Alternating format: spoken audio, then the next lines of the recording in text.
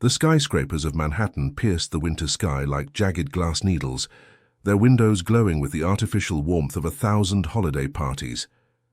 Inside the penthouse of Thorne and Associates, the air smelled of expensive scotch and pine needles.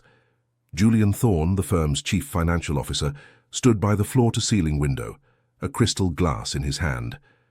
At 38, Julian was the embodiment of the American dream, or at least the version sold in brochures. He was sharp, disciplined, and immensely wealthy. But as he watched the snowflakes swirl against the glass, he felt a familiar, hollow ache. The party roared behind him. Colleagues laughed about year-end bonuses and vacation homes in Aspen. Julian found the noise grating. To him, Christmas was just a fiscal deadline, a hurdle to be cleared before the first quarter began. He had no family left. His parents had passed years ago, and his late nights at the office had long since driven away anyone who tried to get close. He was a man who managed billions, yet his own life felt like a ledger that wouldn't balance. "Julian, to another record-breaking year," his CEO shouted, raising a glass. Julian nodded, forced a thin smile, and took a sip of the vintage whiskey. It tasted like ash.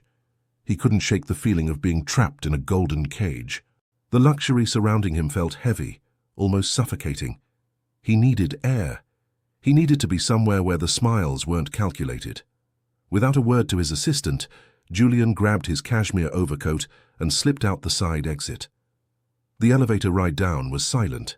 When the doors opened to the lobby, the blast of New York City winter hit him.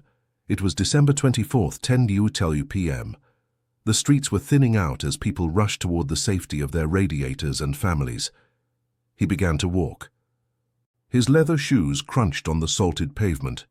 He passed the bright displays of Fifth Avenue, mechanical reindeer and shimmering lights, but his feet led him toward the quieter, darker streets near the park.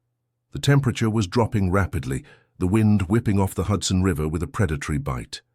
As he turned the corner near a closed-down bookstore, he saw them. At first, it was just a pile of discarded blankets and cardboard. But then, he heard a small, muffled cough. Julian stopped.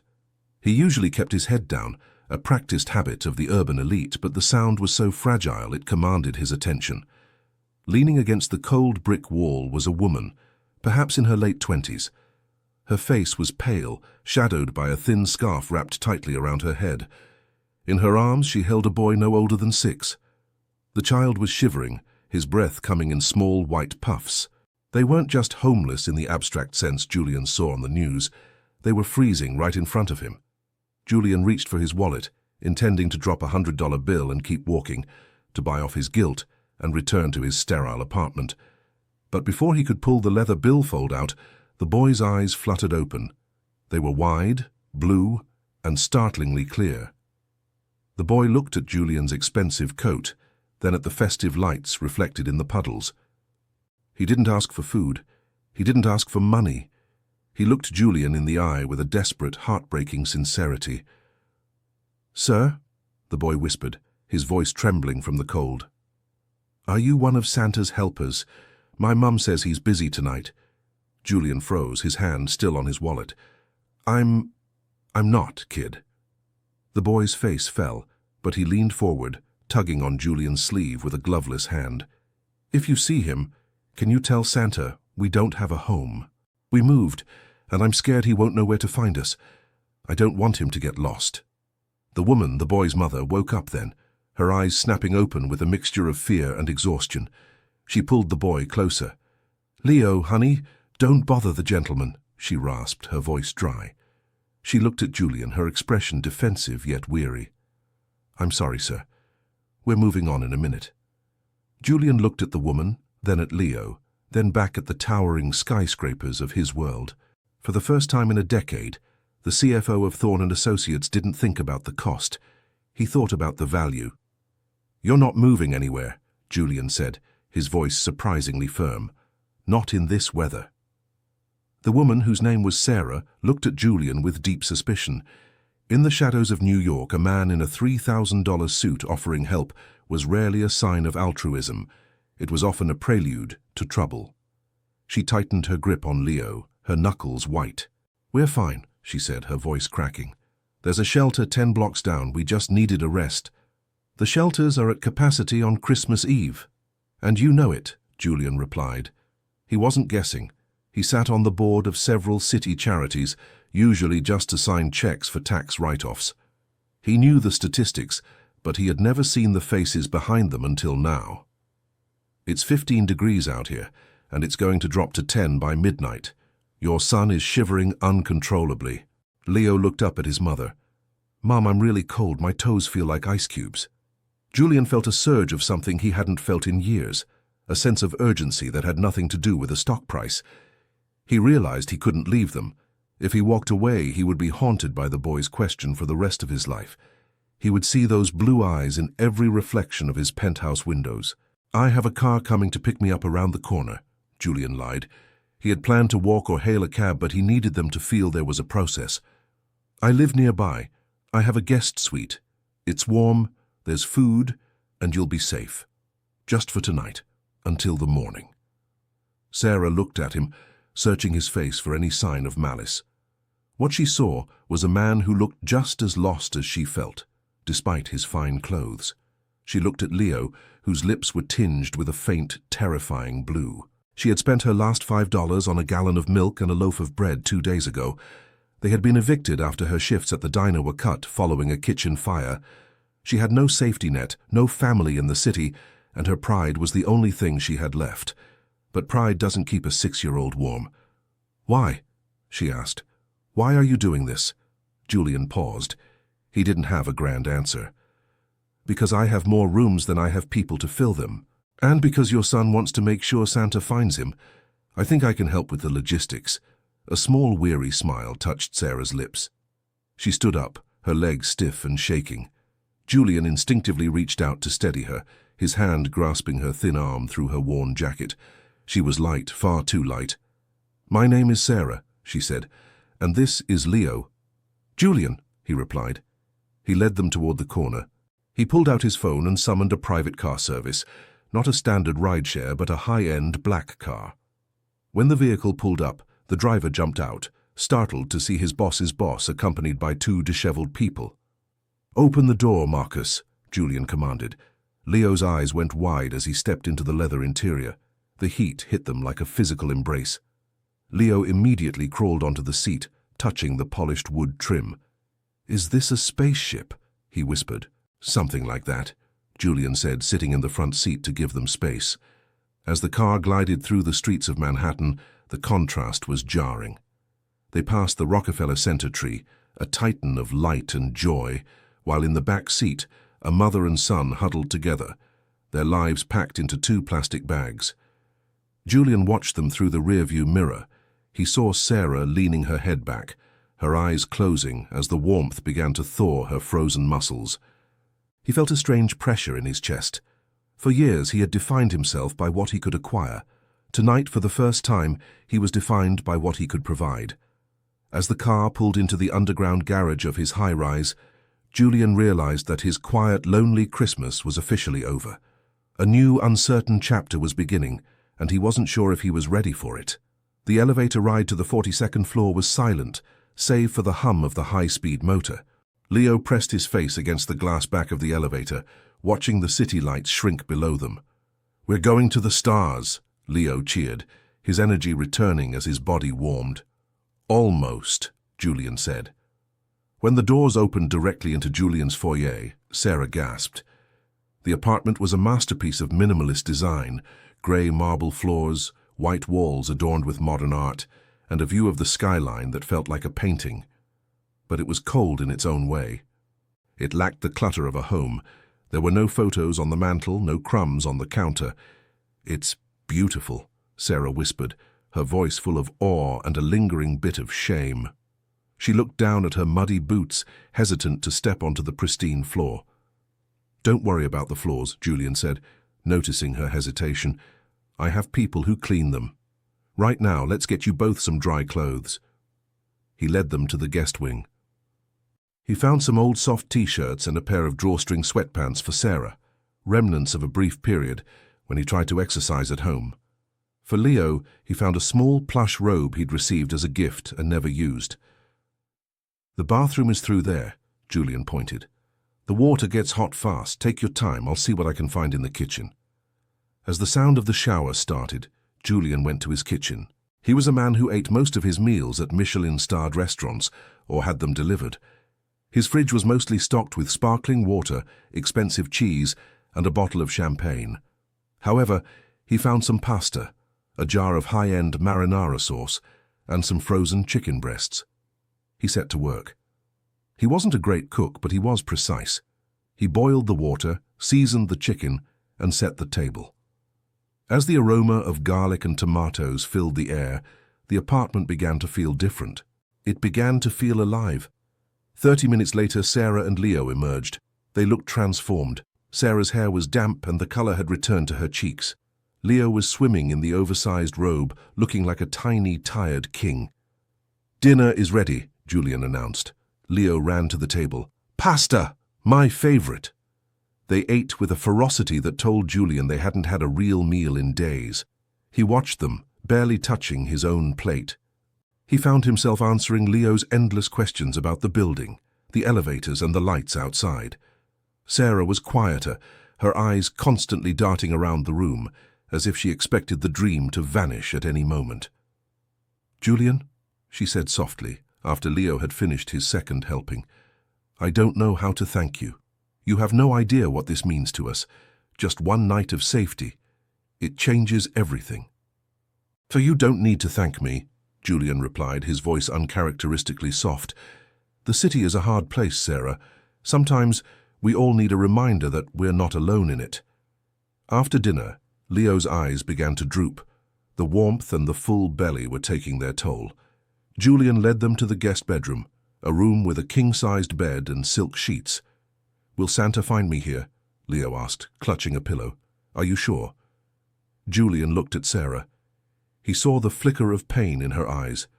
She knew there were no gifts. She had nothing to give him. "Leo," Julian said, kneeling by the bed, "I'm the CFO of a very big company. My job is to make sure things get delivered to the right place at the right time. I've already sent a high-priority message to the North Pole. He knows you're here. Room 4202, he won't miss it." Leo smiled, a pure, radiant expression that hit Julian harder than any corporate victory. "Okay, good night, Mr. Julian." As Leo fell into a deep sleep, Sarah stood by the door. "You shouldn't have told him that," she whispered, her voice trembling. "I have nothing for him in the morning. He's going to wake up to an empty room." Julian looked at her, his mind already racing. "No, he won't. I told you, I'm a logistics expert. Now, if you'll excuse me, I have some work to do. Sleep, Sarah. You're safe." As soon as Sarah closed the bedroom door, Julian sprang into action. He looked at his watch, 11:30 p.m. Most stores were closed, but this was New York, and Julian Thorne had a contact list that could open doors in the middle of a blizzard. He picked up his phone and dialed a number. "Elias, it's Julian. I know it's late. I need a favor, a big one." Elias was the manager of a high-end department store on Fifth Avenue. Julian had saved the man's pension fund 3 years ago. "Julian, it's Christmas Eve, man. I'm with my family," Elias grumbled. "I need toys, Elias, and clothes. A boy, size 6, and a woman, size medium. I need the best you have. Lego sets, a remote-controlled car, a winter coat that can withstand the Arctic, and I need it in an hour." "Julian, the store is locked down. The security system—" "I'll double the price of everything. And I'll make a $50,000 donation to your favorite charity tonight. I just need a miracle, Elias, please." There was a pause on the other end. "You sound different, Julian. Is everything okay?" "For the first time in years, yes," Julian said. "I'll meet your security guard at the side entrance in 20 minutes. Julian grabbed his coat and headed back out into the cold. The city was ghostly quiet now. He met the guard, filled 3 massive shopping bags with everything he could find. Superhero action figures, a plush polar bear, warm sweaters, leather boots for Sarah, and a beautiful wool coat in a deep emerald green. He didn't stop there. He went to an all-night gourmet deli and bought festive snacks, hot cocoa mix, and a pre-cooked honey-glazed ham. By the time he returned to the penthouse, it was 1:30 a.m. He was exhausted, his hands cold, but his heart was pounding with excitement. He spent the next 2 hours in his living room, clumsily wrapping gifts with gold ribbon he found in a drawer. He wasn't good at it. The edges were jagged and the tape was messy, but he didn't care. He arranged the gifts under the small modernistic silver tree he had bought for decoration, but never actually decorated. He filled stockings with chocolates and oranges. As he sat back on his designer sofa, looking at the pile of gifts, he realized he hadn't thought about the office once.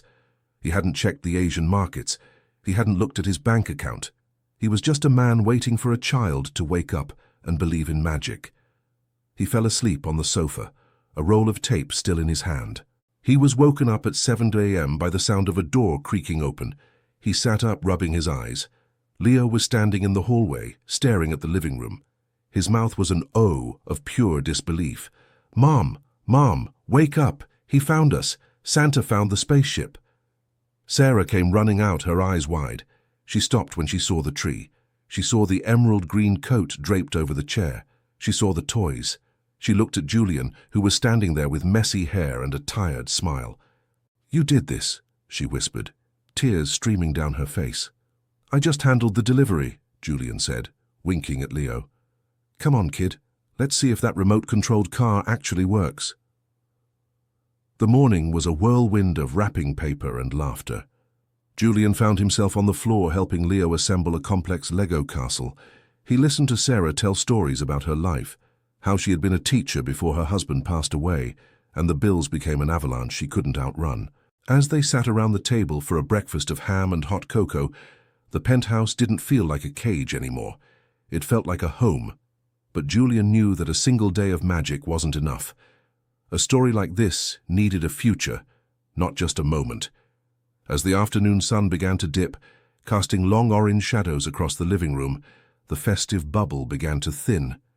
The reality of their situation started to seep back in. Sarah was sitting on the sofa, clutching the emerald coat, but her gaze was fixed on the window.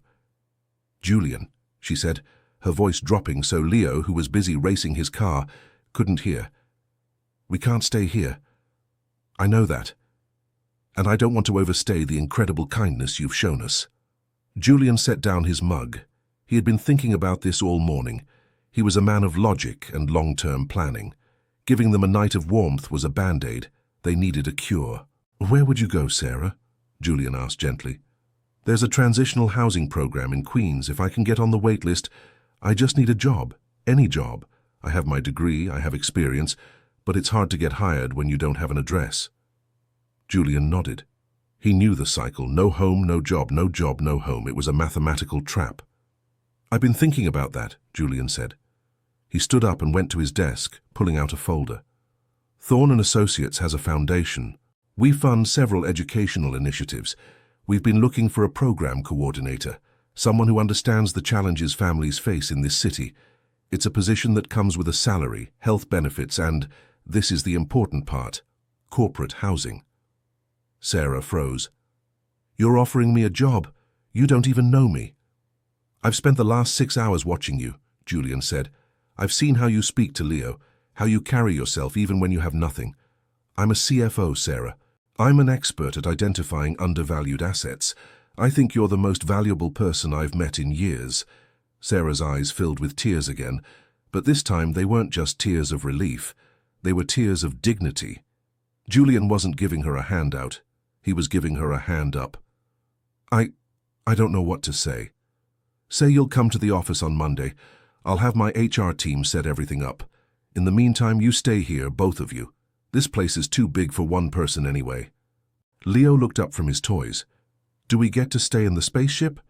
Julian smiled and ruffled the boy's hair. "Yeah, Leo. We're going to be roommates for a little while." The next few days were a blur of transition. Julian helped Sarah navigate the paperwork, while Leo became the unofficial mascot of the penthouse. Julian found himself leaving work early just to play Space Explorers in the hallway. His colleagues noticed the change. He was calmer, more present. The coldness that had defined him was melting away. However, not everyone was happy. In the corporate world of New York, a CFO taking in a homeless woman was seen as a liability or a scandal waiting to happen. Julian's CEO, a man named Marcus Vane, called him into his office on Wednesday. "Julian, what is this I hear about a project you've brought into your home? People are talking. It looks unprofessional." Julian looked at Vane. He saw the man he used to be, someone who saw people as numbers on a spreadsheet. "It's not a project, Marcus. It's a family. And if the firm has a problem with me showing basic human decency, then perhaps I'm in the wrong firm." It was a bold move.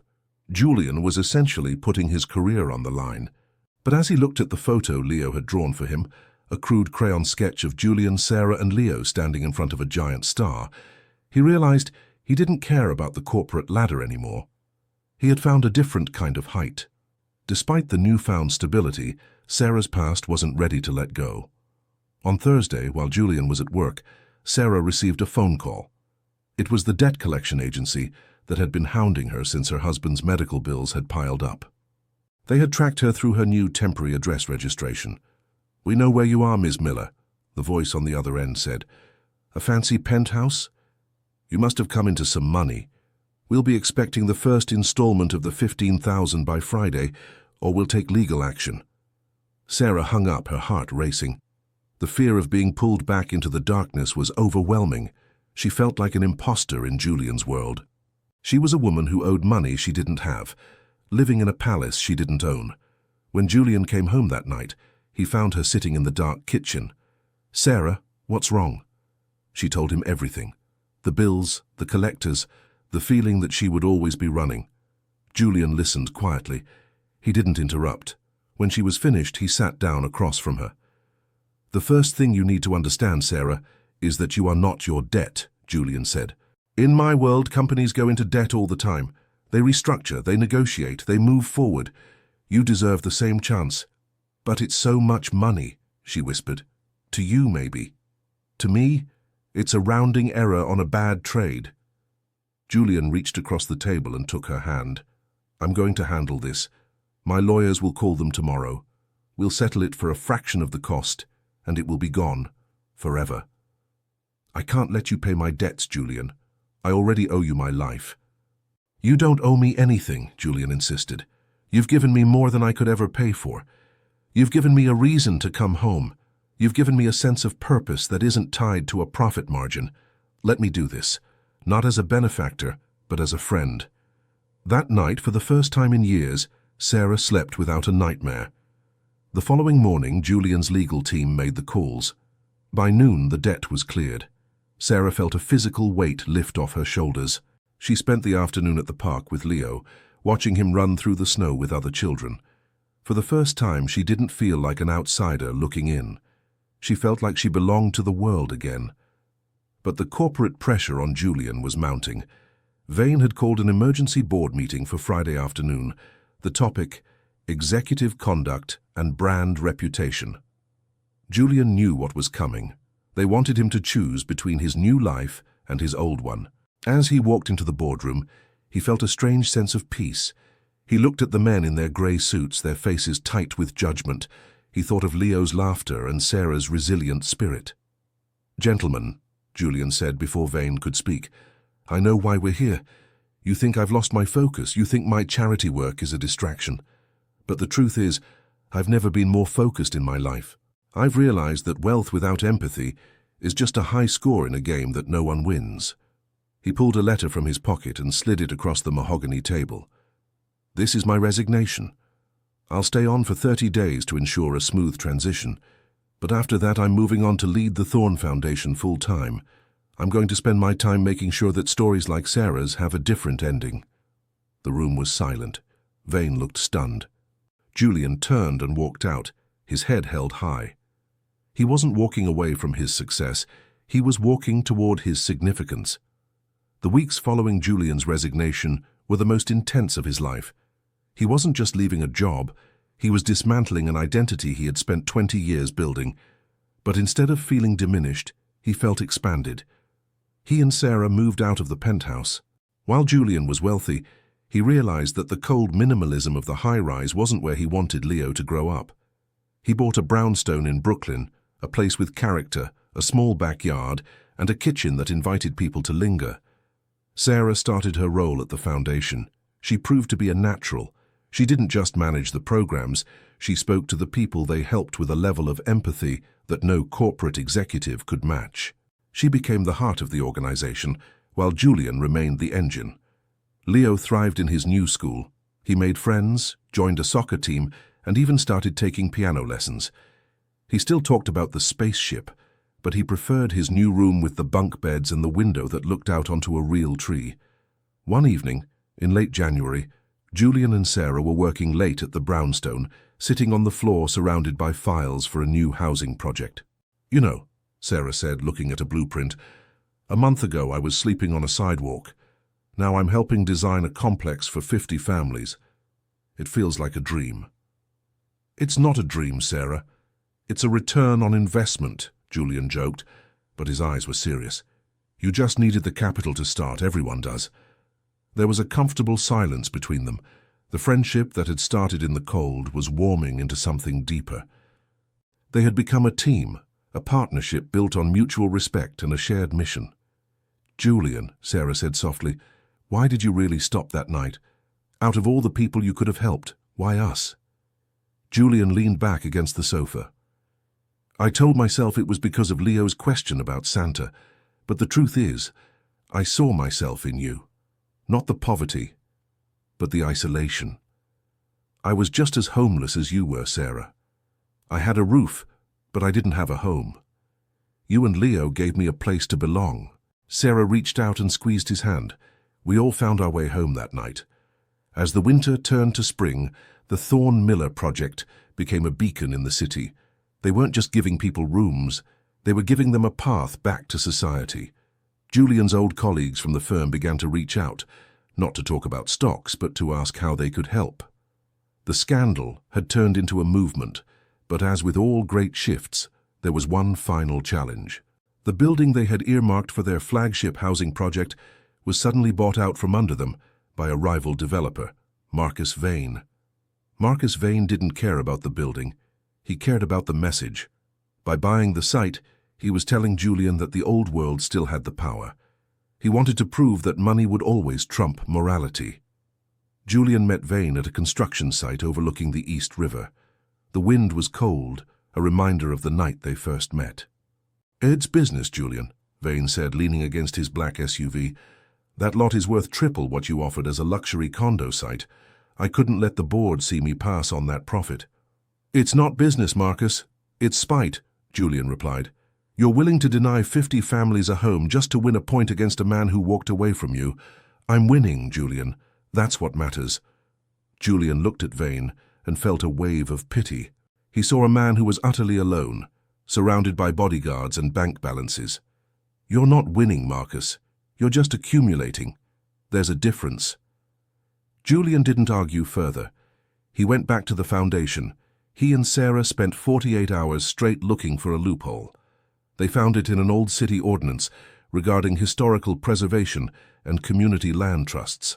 Because the building had once been a civic center, the neighborhood had the right of first refusal if the project served a public good. Julian mobilized the community. He used the very skills that made him a great CFO: negotiation, pressure, and strategic communication. He held a press conference in front of the building, with Sarah by his side. They didn't talk about numbers, they talked about Leo. They talked about the Santa helper, who realized that the greatest gift wasn't a toy but a chance. The public outcry was massive. The city council, feeling the heat, invoked the ordinance. Vane was forced to sell the building back to the foundation at the original price. When the news broke, the foundation office erupted in cheers. Leo was there, jumping up and down. Sarah hugged Julian, and for the first time, she didn't let go. "We did it," she whispered. "No," Julian corrected. "We started it." That night, they celebrated with a simple dinner at the brownstone.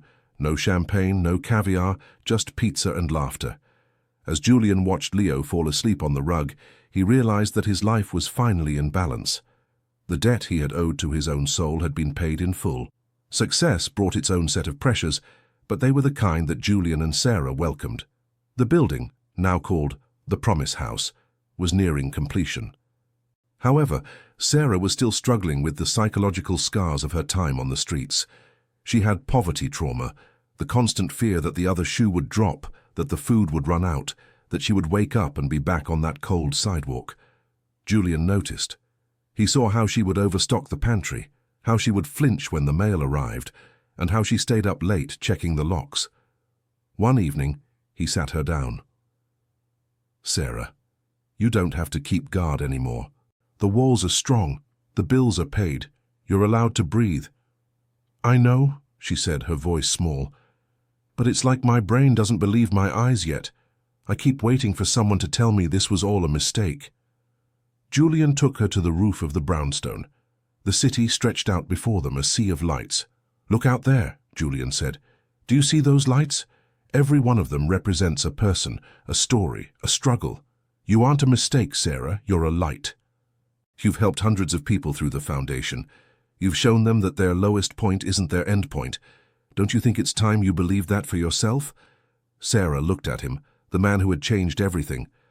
"How did you become so wise?" "I wasn't wise," Julian laughed. "I was just lucky. I was lucky that a little boy asked me a question that I couldn't answer with a checkbook. They stood there in the quiet of the night." The relationship had evolved naturally from benefactor and recipient to partners, and finally to something more. Julian leaned in and kissed her, a soft, tentative kiss that tasted like hope. It wasn't a fairy tale kiss in the sense that all problems vanished. They still had work to do, bills to manage, and a child to raise. But it was a promise that they would face the cold together. In the months that followed, Sarah began to find her peace. She started seeing a therapist who specialized in trauma, and she began to trust the stability of her new life. She even started a garden in the small backyard, teaching Leo how to plant seeds. "Life comes from the dirt, Leo," she told him. "No matter how hard the ground is, if you give it enough water and sun, something beautiful will grow." Julian watched them from the porch, a cup of coffee in his hand. He had lost his title, his penthouse, and his status in the golden circle of Manhattan. But as he watched his family, his real family, he knew he had never been richer. A year had passed. It was December 24th once again. New York was blanketed in a fresh layer of snow. The brownstone was filled with the smell of cinnamon and roasting turkey. A massive real pine tree stood in the corner of the living room, decorated with ornaments Leo had made at school. The Thorne Miller family was hosting a dinner, but the guests weren't CEOs or socialites. They were the first residents of the Promise House, families who had spent the previous Christmas in shelters or on the streets. Julian stood at the head of the table. He looked at the faces, the tired eyes that were starting to spark with hope, the children who were eating without fear. He saw Sarah, looking radiant in a simple red dress, moving among the guests with a grace that came from true understanding. Leo was the life of the party. He was showing a younger girl his remote-controlled car, the one Julian had bought him a year ago. "My dad got me this," Leo said proudly. Julian's heart skipped a beat. Leo had started calling him Dad a few months ago, and every time he heard it, it felt like a fresh miracle. As the night wound down and the guests departed to their own warm beds in the new building, the house grew quiet. The snow continued to fall outside, soft and silent. Julian, Sarah, and Leo sat by the fireplace. "1 year ago today," Sarah whispered, leaning her head on Julian's shoulder. "I thought it was the end." "And I thought I had everything," Julian added. "We were both wrong." Leo climbed onto Julian's lap. "Dad, can I ask you something?" "Anything, Leo. Are we going to find another boy and Mom this year, to tell Santa where they are?" Julian looked at Sarah. He saw the same thought in her eyes. Their work was far from over. One building wasn't enough. One night of kindness was just the beginning. "Yes, Leo," Julian said, hugging him tight. "We're going to spend every year looking, because everyone deserves to be found." Later that night, after Leo was tucked in, Julian and Sarah stood by the window, watching the city. The lights of the skyscrapers didn't look like glass needles anymore. They looked like candles. Julian reached into his pocket and pulled out a small velvet box. He didn't need a grand gesture or a crowded room. He just needed her. "Sarah Miller," he said, his voice thick with emotion, "you rescued me from a life of emptiness. You taught me what it means to truly live. Will you stay with me and keep building this home forever?" Sarah didn't hesitate. "Yes, Julian. 1,000 times yes." As they stood together, the CFO and the woman who had lost everything, they realized that the Christmas miracle hadn't been the gifts or the money. It had been the moment of recognition, the moment when one human being looked at another and chose to care. Outside, the snow covered the city in a pristine white sheet, turning the rough edges of New York into something soft and magical. The boys' question had been answered. Santa had found them, but more importantly, they had found each other. The ledger was finally balanced. Love was the only currency that mattered,